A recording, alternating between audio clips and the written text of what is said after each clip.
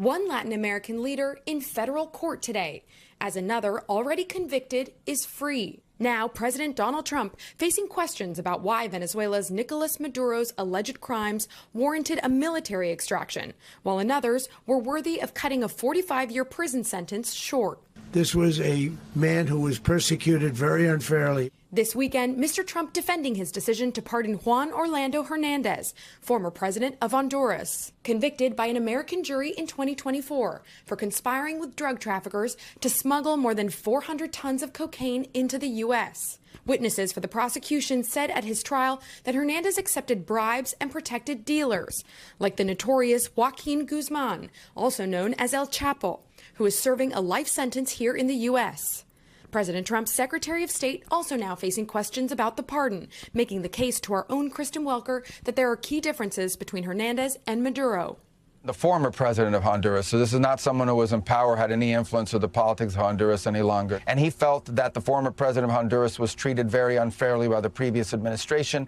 While it's true the Biden administration did indict Hernández and ran the prosecution, the investigation began during Mr. Trump's first term, in part led by a former top Trump lawyer, Emil Bove. Democrats, while not defending Maduro, already pouncing on the comparison to Hernández's case.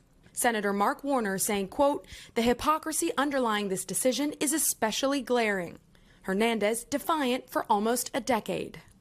Reitero mi rechazo total en nombre del pueblo hondureño al señalamiento que nuestro país es un narcoestado.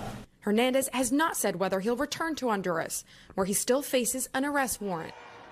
But it's unclear if that'll last. A member of Hernández's party takes power next month after recent elections, something President Trump mentioned in defense of the pardon. One of the reasons that was done is because of the fact that the party in power felt very strongly that that man was treated very badly. It's unclear whether Maduro, who just pleaded not guilty to charges of narco-terrorism, among others, would have the same support if he returns home. Although Maduro's allies remain in power for now, the country's future leadership not at all certain. One thing is clear in the tale of these two leaders. The man that I pardoned was, if you could equate it to us, he was treated like the Biden administration treated a man named Trump. The president sees himself in one, but not the other. Let me bring in Monica, who's joining us now from just outside the White House. Mon, any concern on the part of the administration that Hernández pardon might give prosecutors in the Maduro case legal hurdles to overcome when that trial eventually happens? Not publicly, Hallie. There haven't been any of those kinds of concerns expressed. In fact, the president and his top aides, the Secretary of State, Marco Rubio, for instance, they believe they have an incredibly ironclad case against Nicolás Maduro, one that they have talked about since he was indicted on these specific terms.